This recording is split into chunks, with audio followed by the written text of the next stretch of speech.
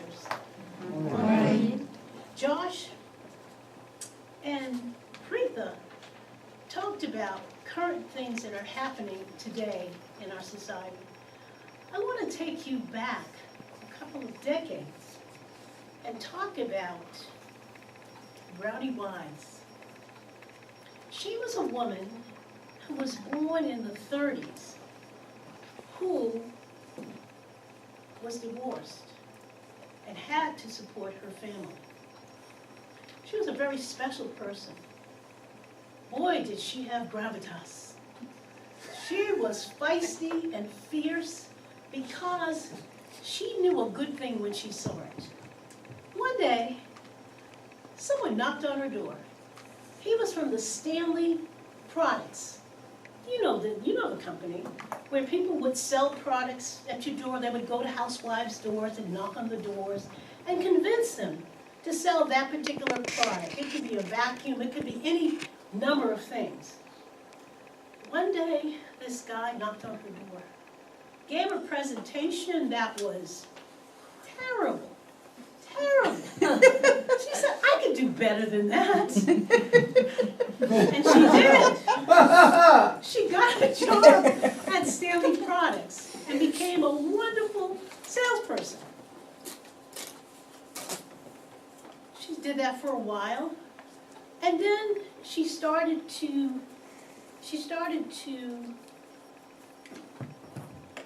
decided that she would buy Tupperware. The owner, the maker of Tupperware, was a guy named Earl Tupper.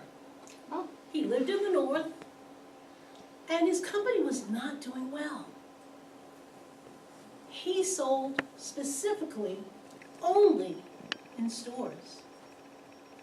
She, Brownie Wise, decided that she was going to sell the products in homes of women who were sidelined after the war and had nothing to do. This gave the women an opportunity to socialize and to make money.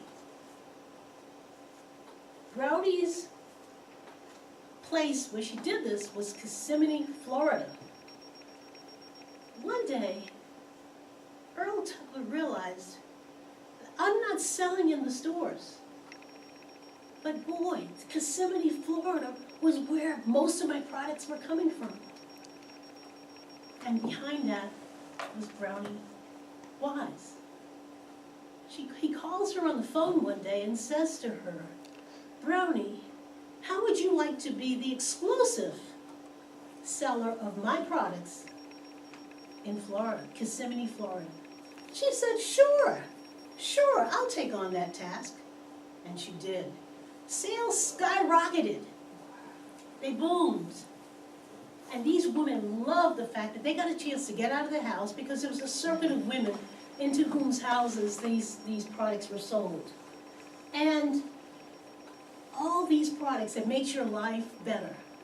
How many people remember the burp that a lot of these products had? The lettuce. How many the containers that saved products, that made products last longer and longer? That's what she sold. And she decided that was her calling.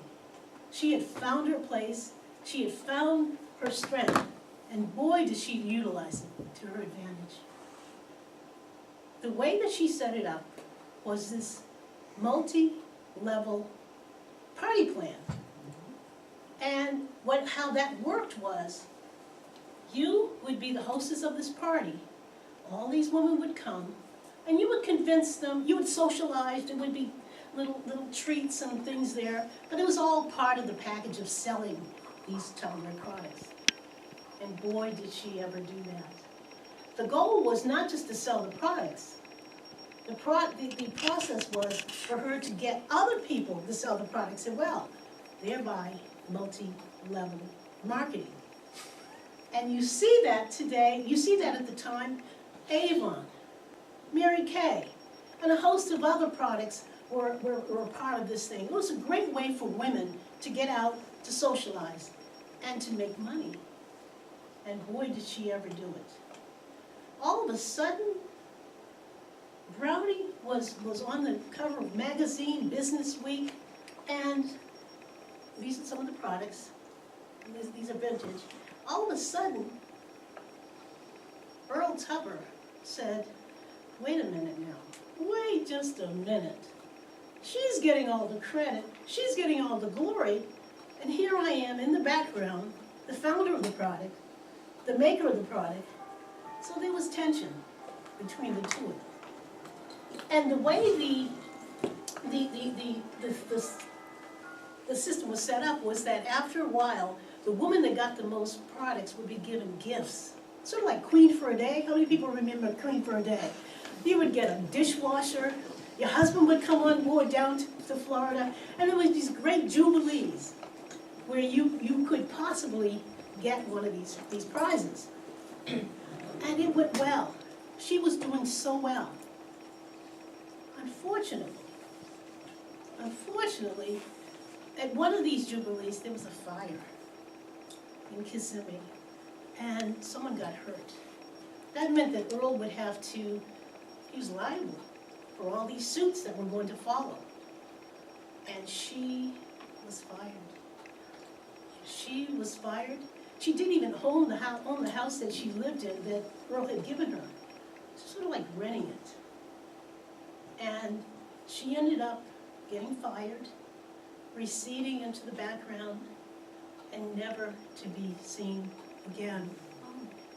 She was the one who started this and didn't realize at the time how important and what she had started.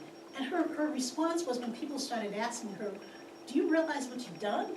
Do you realize what you've accomplished? She said, all I was trying to do was to take care of my son. Madam Toastmaster.